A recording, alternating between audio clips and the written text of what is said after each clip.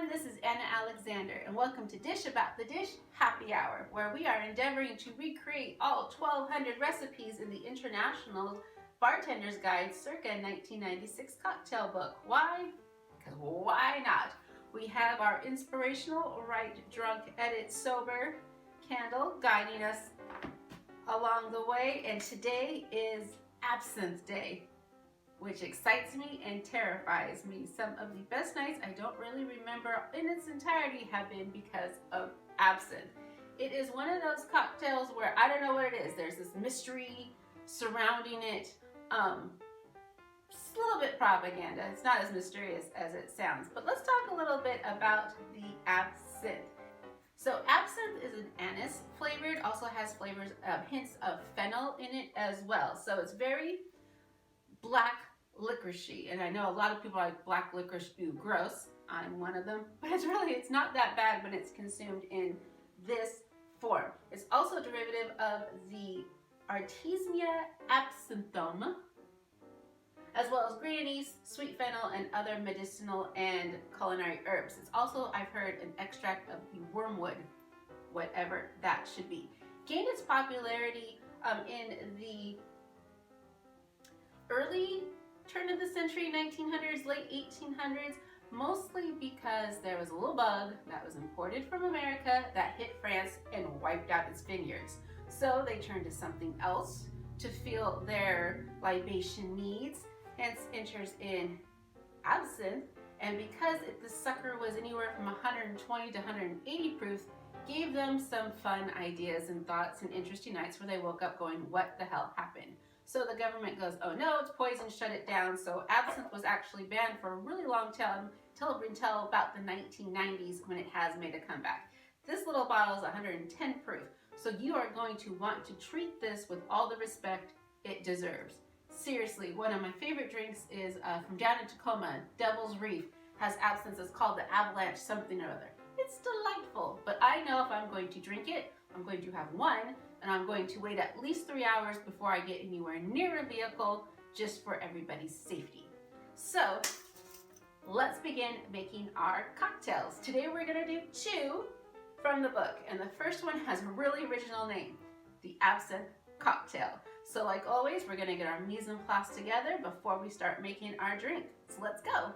So we've got my ice in the cocktail shaker. My cocktail glass has been chilling. We'll go ahead and start mixing. And I do have a correction. Absinthe was outlawed until 2007. So it's only quite recently when we've been able to have it back to enjoy the pleasure of this delightful beverage. So in our shaker, we are going to add 1 to 2 dashes of orange bitters. And remember, I am not a professional mixologist, so take my technique with a grain of salt. We're also going to add an ounce of water, which I thought was interesting. We have a teaspoon of anisette, which I also thought was interesting since absinthe is pretty anisey anyway, but we're gonna add more anise. Great, and I'm gonna try to find the teaspoon marker with my no glasses on here. Ooh, not very much at all. Way less than all the goats would indicate is in here. So we got our teaspoon of anise, and then we need to add our absinthe.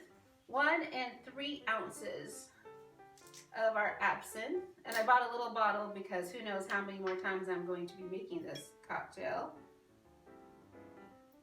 Where's my marker? There we go.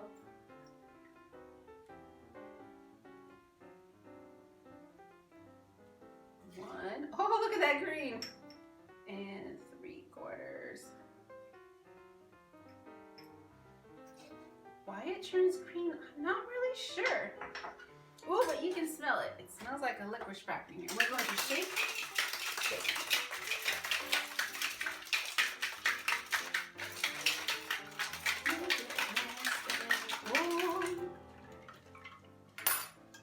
Ooh, my ice is melting already. This looks a little bit like the Alaska cocktail from last time. There's no garnishes listed, so here we have the Absinthe Cocktail. Okay, so let's give this a try. Definitely smells like a candied hard licorice.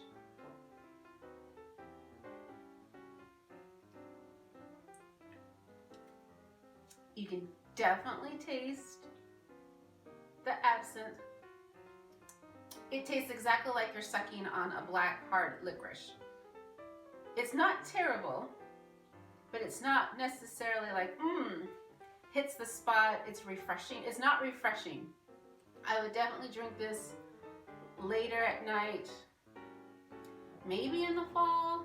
It's not really a summery cocktail to me. It's not tropical. Definitely feel very winter vibes when I drink this. Probably not my go-to, but it's not terrible. So give it a try. So let's move on to our next cocktail. It has a name I don't think I know how to pronounce. It is called the Absinthe Suissesse. It's Swiss for Swiss girl.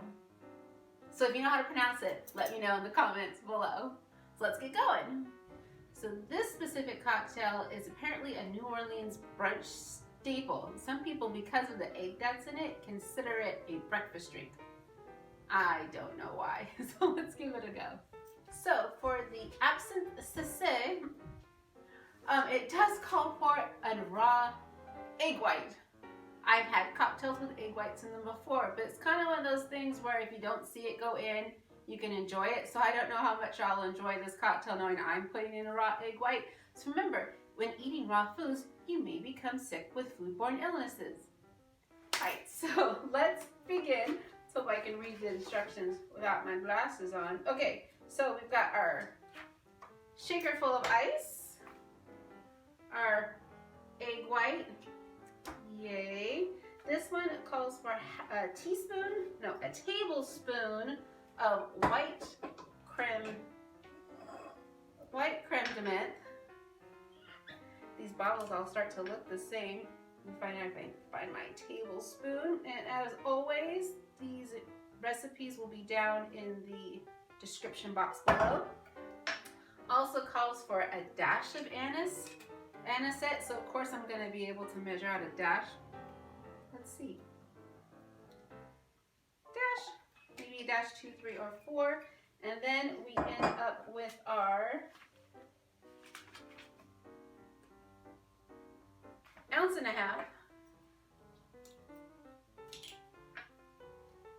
half of our absinthe. Really hope that says ounce and a half. My poor eyesight is killing me, but that's what's in there now, and that's what we're gonna go with. It does say shake vigorously, and because there's that egg white, I'm gonna shake the crap out of it. Because you want that egg white to get nice and frothy.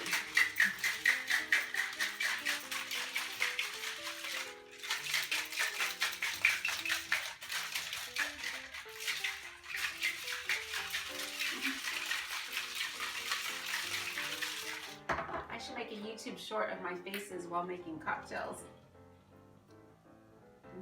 Doesn't look a whole lot different than the other one.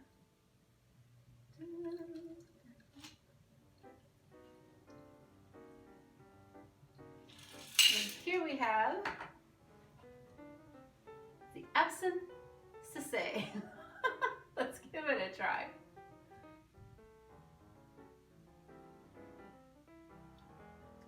So it definitely has an anise flavor to it, but it's not as strong as in the Absinthe Cocktail.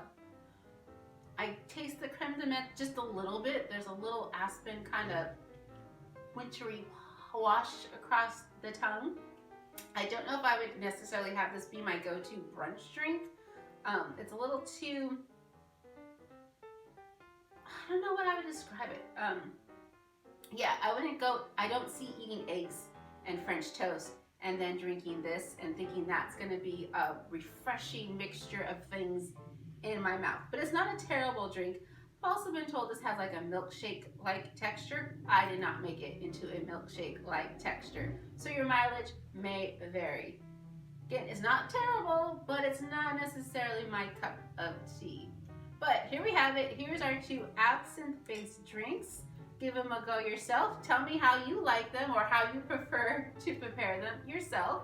And like this video if you had some fun. Hit subscribe if you had any more fun, because we'd love to see you again in the future. So until next time, y'all, drink safe and responsibly.